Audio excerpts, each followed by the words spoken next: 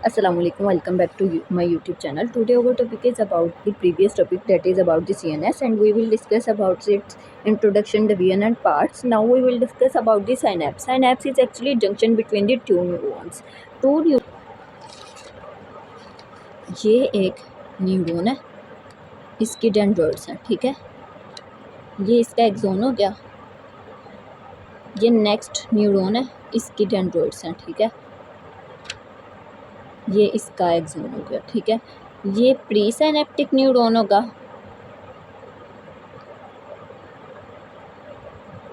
ये post synaptic neuron होगा।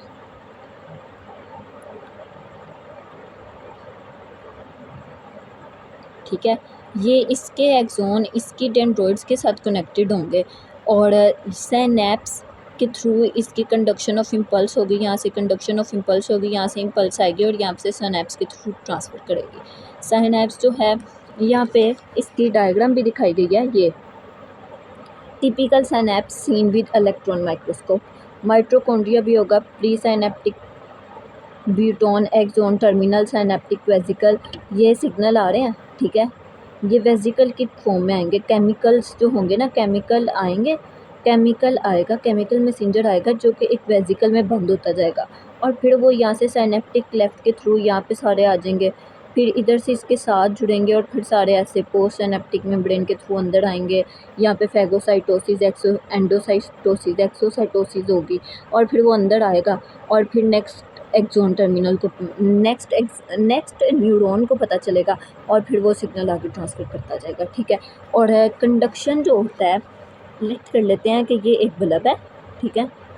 ये बल्ब है जो कि हमारी रूफ पे है और ये जो इसका स्विच है ना, वो ना नीचे लगा हुआ है। हम स्विच ऑन करेंगे, जो यहाँ से करंट जाएगा वो कंडक्शन होगी, ठीक है। Transmission of electric current, physics में जो है इसकी डेफिनेशन ये होगी, transmission of electric current is called electric charges और electric current is called conduction. और यहाँ पे इम्पल्स की ट्रांसफ़र होने को कंडक्शन कह रहे हैं, ठीक है। और फिर उसके बाद नेक्स्ट देखते हैं क्या लिखा हुआ है। The site of contact between the nerve cell is known as synapse. एक न्यूरॉन जो दूसरे न्यूरॉन्स के साथ बनेगा, जो उसका कॉन्टैक्ट बनेगा, उसे सिनेप्स कह रहे हैं, ठीक है। और वन सेल में establish such contact through its dendrites with as many as 1000 axon terminal. एक सेल यहाँ पे न्यूरॉन को कहा जा रहा है, एक सेल जो है अपना कॉन्टैक्ट कायम करेगा 1000 ऑफ एक्सोन टर्मिनल्स के साथ। However, it must be remembered that each neuron is independent neuron। लेकिन हमें ये याद रखना चाहिए कि जो न्यूरॉन है, हर न्यूरॉन एक इंडिपेंडेंट यूनिट है और उनका जो कॉन्टैक्ट है एक दूसरे के साथ, वो कॉन्टिन्यूटी की बेस पे काम करेगा, कॉन्टिन्यूटी की बेस पे नहीं। कॉन्टिन्यूटी मतलब वो कंटिन्यूसली काम नहीं करेगा एक न्यूरॉन। अगर वो उसका सिग्नल ऐसा है कि वो फंक्शन वो परफॉर्म कर सकता है तो फिर वो काम करेगा, वरना कंटिन्यूसली एक न्यूरॉन नहीं काम करेगा। The impulse is transmitted across synapse through biochemical neurotransmitter. Transmitter कहेंगे, जो ज़्यादातर हम इसकी एग्जांपल लेते हैं वो हम एसिटाइलकोलिन की लेते हैं एग्जांपल, ठीक है। न्यूरो ट्रांसमीटर जो मोस्टली हम पढ़ते हैं वो एसिटाइलकोलिन के बारे में ही एग्जांपल देखते हैं। नेक्स्ट जो है हमारा वो है topic neuroglial cells. Neuroglial cell type of glial cell है found in CNS, act both as structural and functional unit, provide support and protection, ठीक है। और इसकी जो टाइप्स हैं वो 4 टाइप्स हैं, एस्ट्रोसाइट, ओलिगो, डेंड्रोसाइट्स। सबसे पहले एस्ट्रोसाइट्स देख लेते हैं। ये न्यूट्रिशंस के हवाले से कंसर्न होता है, ठीक है। और स्टार शेप्ड सेल होता है, स्टार शेप्ड सेल होता है। These form blood brain barrier. There are of 2 types. Astrocytes की 2 टाइप्स होती हैं फर्दर, एक प्रोटोप्लाज्मिक और एक फाइब्रस, ठीक है। Astrocytes are absent in pineal gland, ठीक है। ये पीनियल ग्लैंड में एब्सेंट होता है एंड पोस्टीरियर पिट्यूटरी और पोस्टीरियर पिट्यूटरी में, ठीक है। और बाकी जो है देखेंगे oligodendrocytes. Oligodendrocytes Greek few processes, इसका मतलब ओलिगोडेंड्रोसाइट्स इसे ग्रीक लैंग्वेज में इसे इसीलिए कहा जाता है क्योंकि इसका मतलब है फ्यू प्रोसेसेस, ठीक है।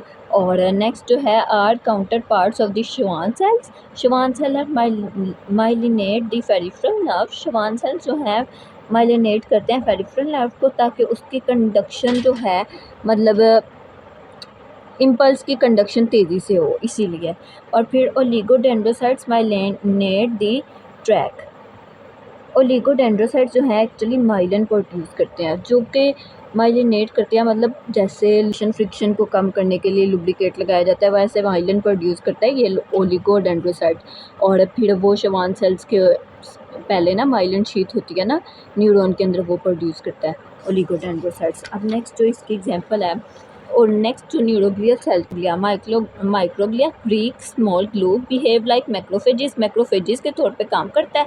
और of the C N S में जितने भी माइक्रोग्लिया जो है न्यूरोग्लियल सेल्स है, ये एक ऐसा न्यूरोग्लियल सेल है जो कि CNS में मैक्रोफेजिस के तौर पे काम करते हैं। जो भी बैक्टीरिया बाहर से आता है उसे उसकी डिटेक्ट करता है और फिर उसे मार देता है। कोई भी ऐसे कोई सब्सटेंस है जो कि हार्मफुल हो हमारी बॉडी के लिए, उसको ये डिटेक्ट करके डिस्ट्रॉय करता है। दे डिवेल्प फ्रॉम मेसोडर्म, ये मेसोडर्म से बनता है, ठीक है। Ependymal cells are columnar cells lining the cavities of the CNS। Ependymal cells जो है कोलमनेट सेल है, कोलम शेप है, ठीक है। और ये कैविटीज ऑफ द CNS को लाइन करता है, ऐसे लाइनिंग बनाता है, ठीक है।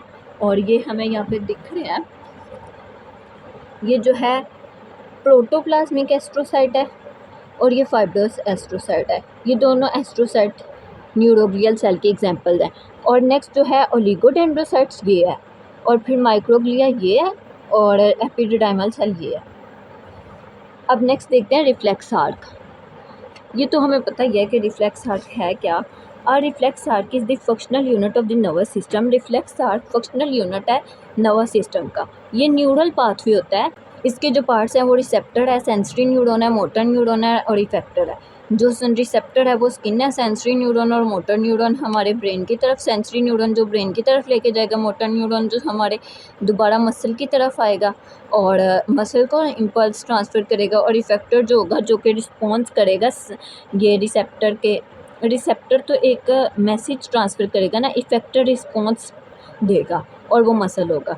इन complex form the reflex arc interuncial neurons are interposed between the sensory and motor neuron.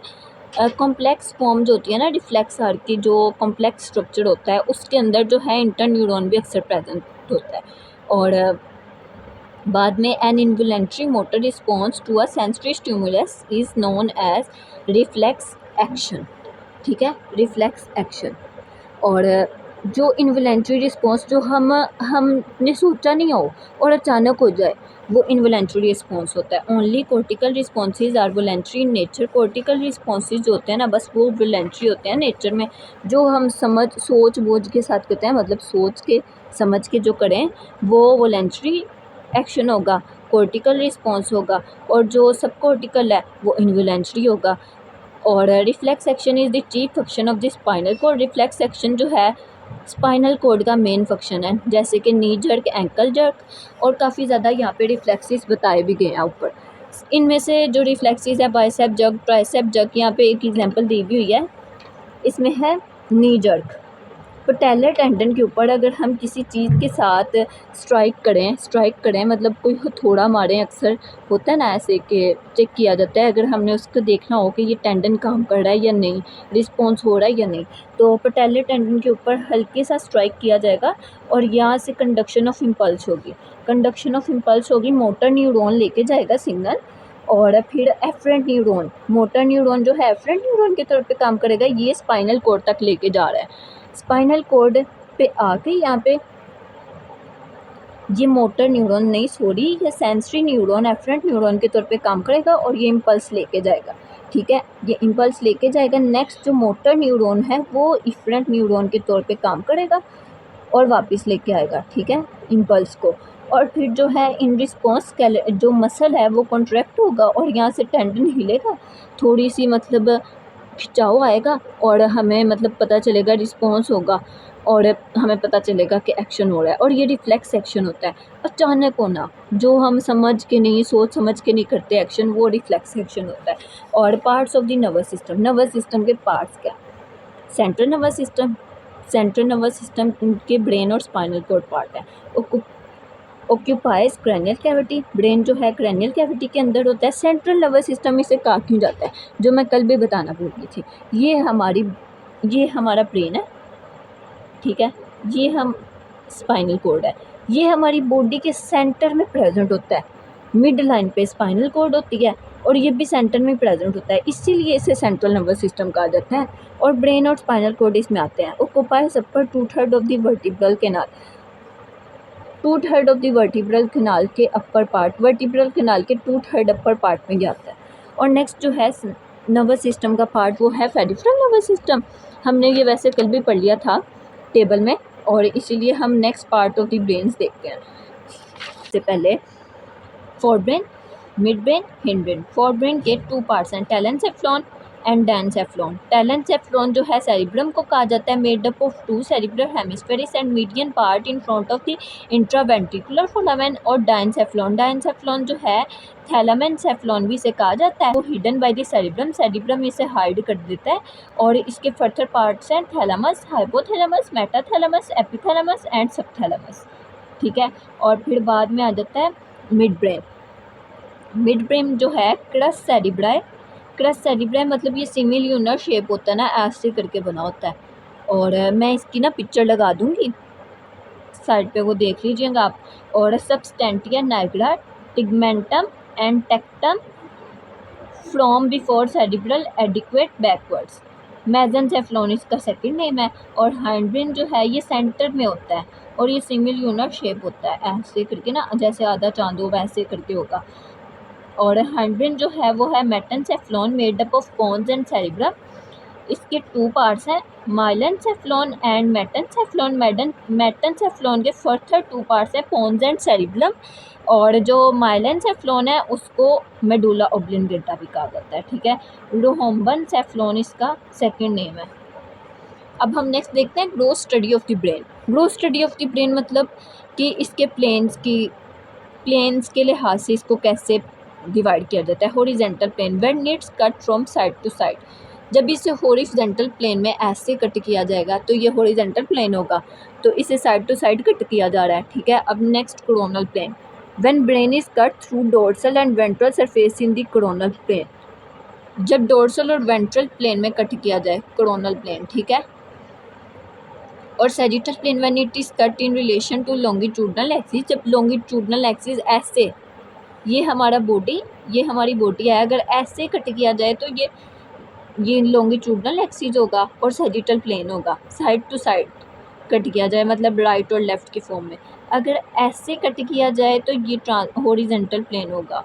और अगर ऐसे रख के ऐसे, मतलब ऐसे हमारे ब्रेन के सेंटर से रख के कट किया जाए, मतलब लॉन्गिट्यूडनल एक्सिस में नहीं, इसे वैसे साइड से कट किया जाए कि बैकवर्ड, एंटीरियर और पोस्टीरियर हो जाए, तो वो कोरोनल प्लेन होगा। एंटीरियर और पोस्टीरियर को में कन्वर्ट करे तो वो coronal plane, side right left में कन्वर्ट करे तो sagittal plane, horizontal plane upper और लोअर में कट करे तो वो हॉरिजेंटल प्लेन। दोबारा मैं बता देती हूँ, ये अगर अपर और लोअर में कट करे, अपर लोअर में कट करे तो हॉरिजेंटल प्लेन। कोरोनल प्लेन अगर ये इंटीरियर और पोस्टीरियर में कट करे तो ये कोरोनल प्लेन, और अगर इसे राइट और लेफ़्ट में कट करे हमारी बॉडी को, हमारे ब्रेन को, तो फिर ये सैजिटल प्लेन। यहाँ पे देख लो, ये हॉरिजेंटल प्लेन है, अपर और लोअर में कट होगा। ये कोरोनल प्लेन है, इंटीरियर और पोस्टीरियर में, ये इंटीरियर ये पोस्टीरियर में, साइड टू साइड ये राइट और यहाँ से लेफ़्ट इस तरफ, तो ये साइड टू साइड होगी। आज के लिए बस इतना ही, मिलते हैं नेक्स्ट वीडियो में। अल्लाह हाफिज़।